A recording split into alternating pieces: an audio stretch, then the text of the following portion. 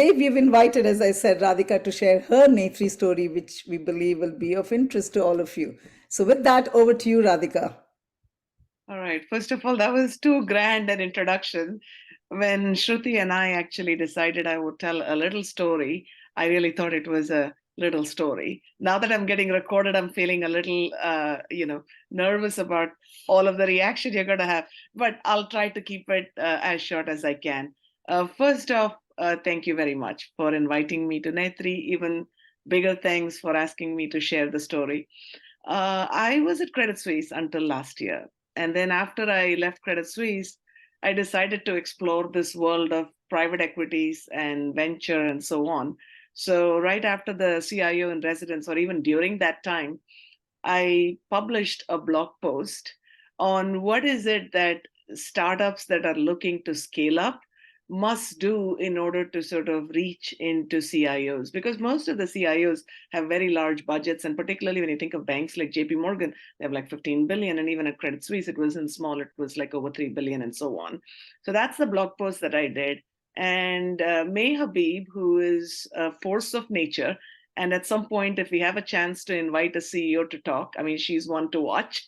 Um, she found me through that blog post, and I have still no idea how she asked me to join this tiny little company that I still have a little picture when she convinced me that she has some AI based stuff that'll help people write. And I'm like, what the hell are you trying to help with? And she had like 3 or 4 boxes that suggested how, like, she might take over the world with those 3 or 4 boxes. I would have naturally said no to such a thing.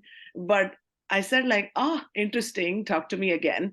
And she again called me and she said, like, okay, I think you should become our advisor. And I said, okay. And I don't know why I decided to become our advisor, but it was a tiny little company when I decided to become their advisor.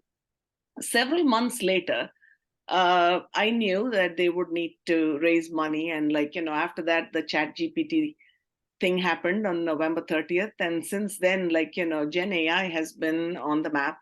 And everybody who didn't know anything about Gen AI is also talking about Gen AI, right? So that's sort of how they made a name for themselves. They were like in machine translation, followed by NLP, followed by Gen AI before Chat GPT. And then after Chat GPT, it was like crazy. So in that period of growth, I knew they were looking for funding.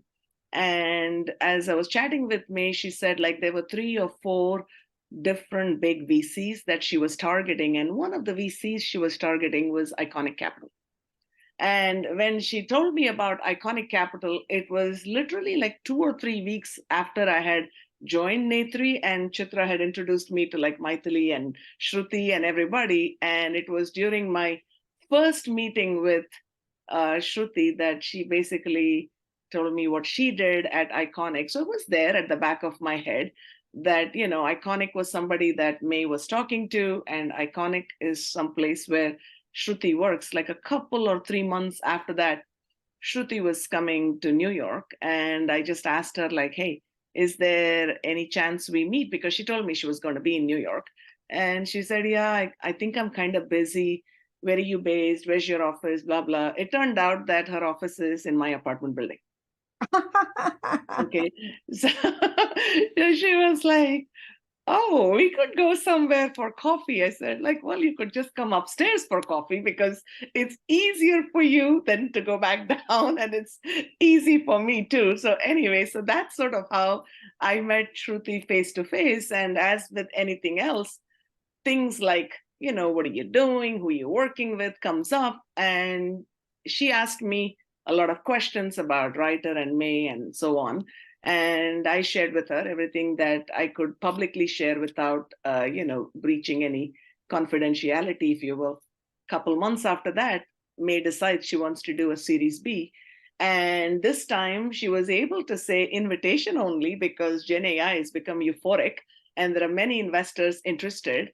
And Iconic had a little bit of a leg up, I think, compared to everybody else because they had a little more knowledge about Writer than several investors. But I used to get calls from multiple investors asking, like, is she real? Is it Theranos? Somehow I used to ask people, what is this Theranos? Is it like women? And then you immediately start wondering, is this fake or real? Or like, would you even be asking all the other guys if they're fake or real? Because not fake, but zero revenue companies were valued at $1 billion. And here you had 100 plus enterprise customers. Anyway, the due diligence was going on.